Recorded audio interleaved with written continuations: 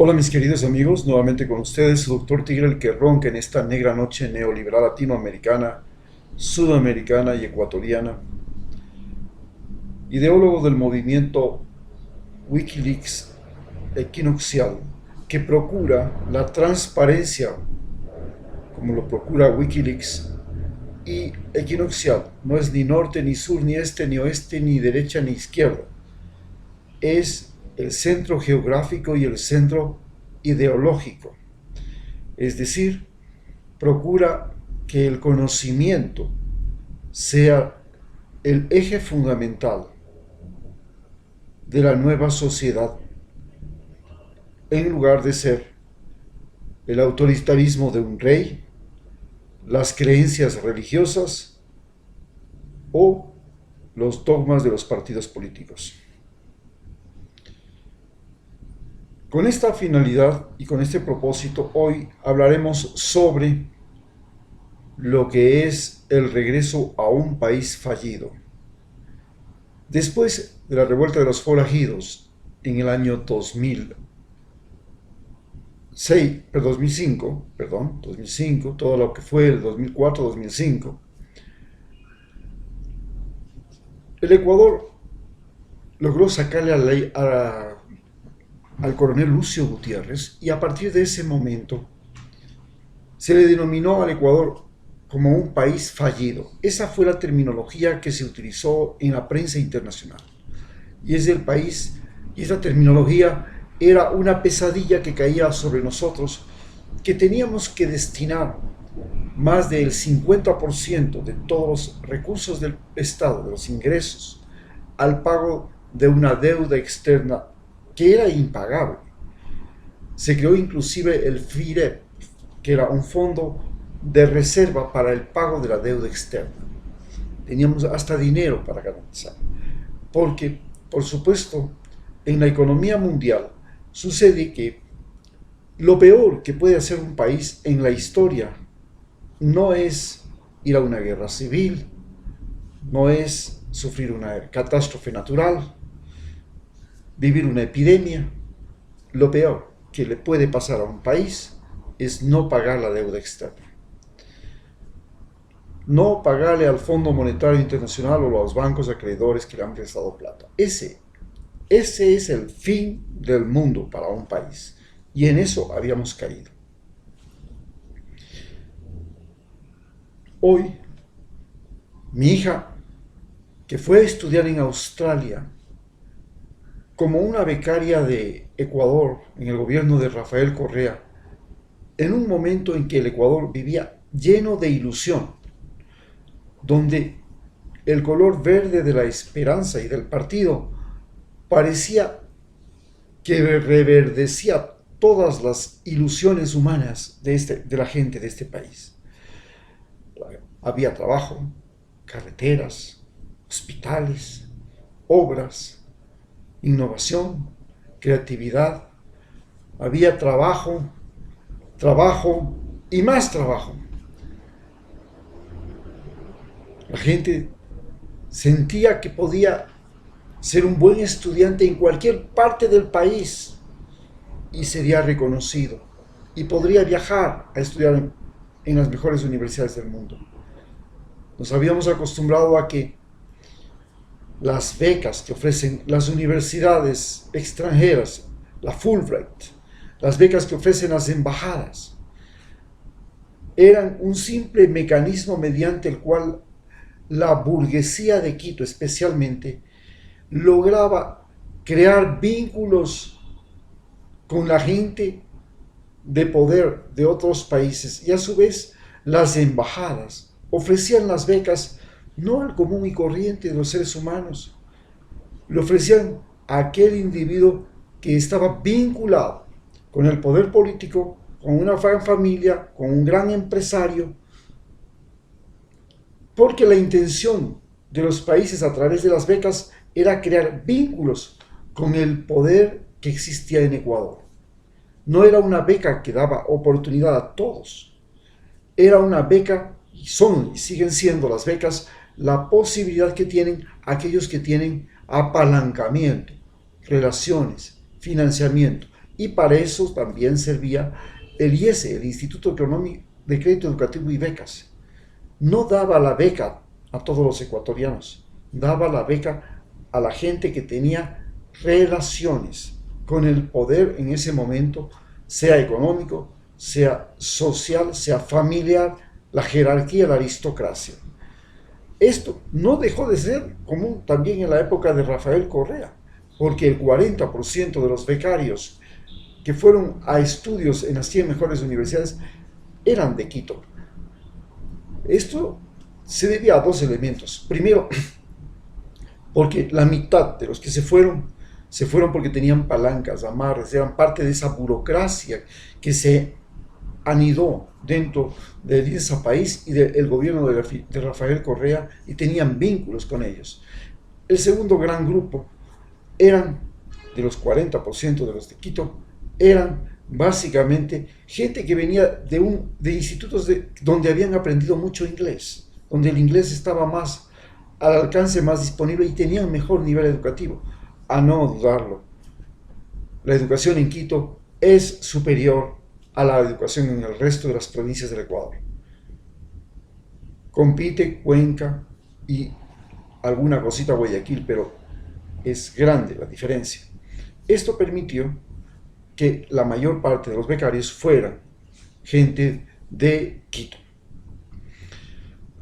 Toda esa gente ha retornado, está retornando. Y retornan con un título profesional en una de las 100 mejores universidades. Muchos, especialmente los que eran los mejores bachilleres y fueron a hacer su licenciatura, con la esperanza de poder hacer una maestría y un PhD, que es el sueño por el cual salieron de su lugar natal, por el cual se sacaron el aire cuando eran recién muchachos de 18 años. Y el retorno ha sido para encontrarse que esa posibilidad de estudios de posgrado prácticamente está anulada. Está anulada porque los estudios de posgrado volvieron a ser para las élites y aún las embajadas que ofrecen becas vuelven a crear aquel enlace, aquel fundamental enlace entre el país que oferta la beca y la clase dominante en Ecuador. A ellos no les interesa una relación con los más pobres. El concepto es muy claro. Si tú le ayudas al pobre, has dado plata a perro ajeno. Pierdes pan y pierdes perro.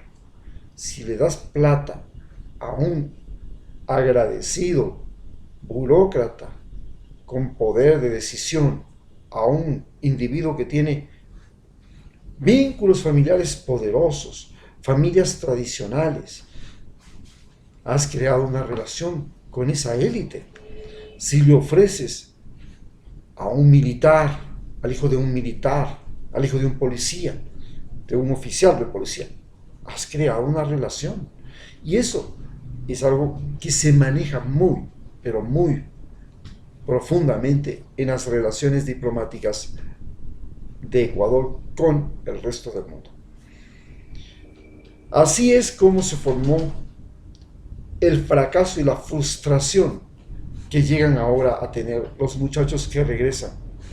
Y esta frustración se traduce en la desilusión porque cuando ellos, debido a sus conocimientos y capacidades, se creen que pueden ir a proponerle a las Naciones Unidas que les dé un trabajo, se encuentran con que en las oficinas de las Naciones Unidas, la burocracia más cara y suntuosa del mundo, y se dice que una de las más inútiles, con excepción de ACNUR, esta burocracia es para la élite de Quito. Y hay como trampa que además de que hay que saber mucho inglés y tener el título profesional, tienes que además haber tenido 7 años de experiencia. Todos aquellos muchachos en las Naciones Unidas no podían encontrar jamás trabajo. Es una de las cosas que deberemos recorrer y reformar.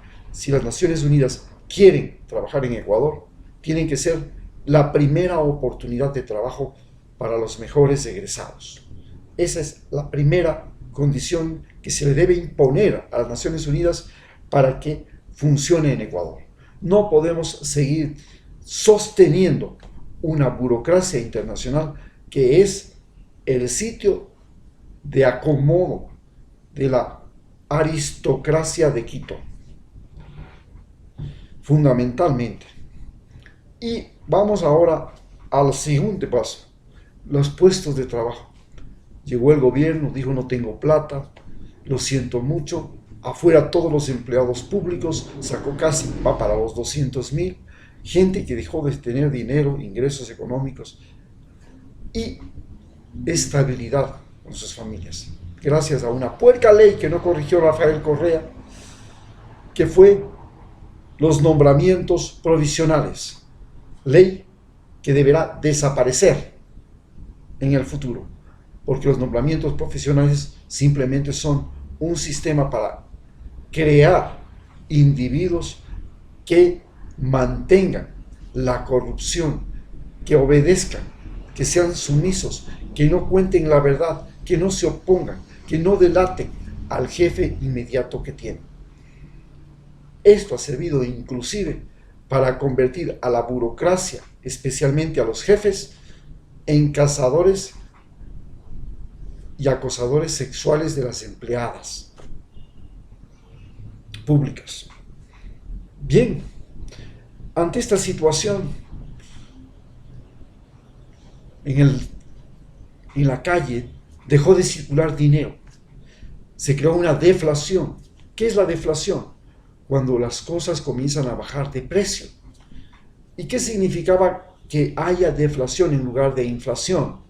Significaba que las personas que tenían dinero no invertían, porque si invertían en una casa, la casa iba a bajar de precio. Si invertían en un hotel, no tenían cómo cubrir el crédito bancario porque los arrendamientos de las habitaciones debían ser al menor precio del que estaba en el cálculo para recibir el préstamo.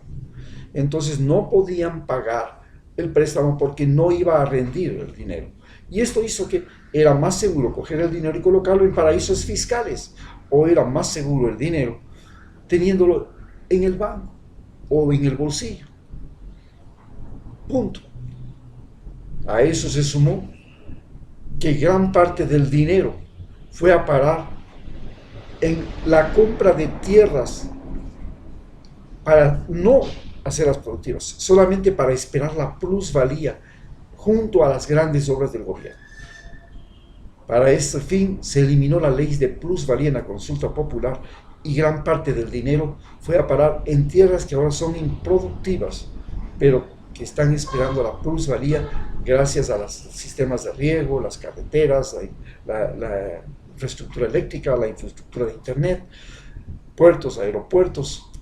Ese fue el mecanismo mediante el cual desapareció el dinero de Ecuador. Y Ecuador ha pasado a ser uno de los 3 países con menor crecimiento en América del Sur. Tiene un crecimiento de 0, aunque le ponen acomodándole bonito 0,1. Pero cuando ya te dicen 0,1 es 0, punto, se acabó. No tiene crecimiento económico. Es un fracaso. Es un fracaso económico. Y esto hace que todos aquellos muchachos que llegaron ilusionados, esforzados, tengan que buscar puestos de trabajo y competir, y no se les da siquiera el valor a su diploma en las 100 mejores universidades del mundo. Da lo mismo haberse graduado en 2 universidades que debieron haber desaparecido y que están a punto de desaparecer, sea ahora o sea más tarde, que son la Universidad Estatal de Esmeraldas y la Universidad Estatal de Guayaquil. Pero si sacas un título en la Estatal de Esmeraldas en ambiente, es lo mismo que si hubiera sacado un título en ambiente de la Universidad de Melbourne. A la hora de la hora, para la beca internacional o inclusive para el empleo en el país, da lo mismo. Todo el mundo siente la desilusión. Hemos vuelto a lo que se llama un país de mierda, es decir, un país fallido. Muchas gracias.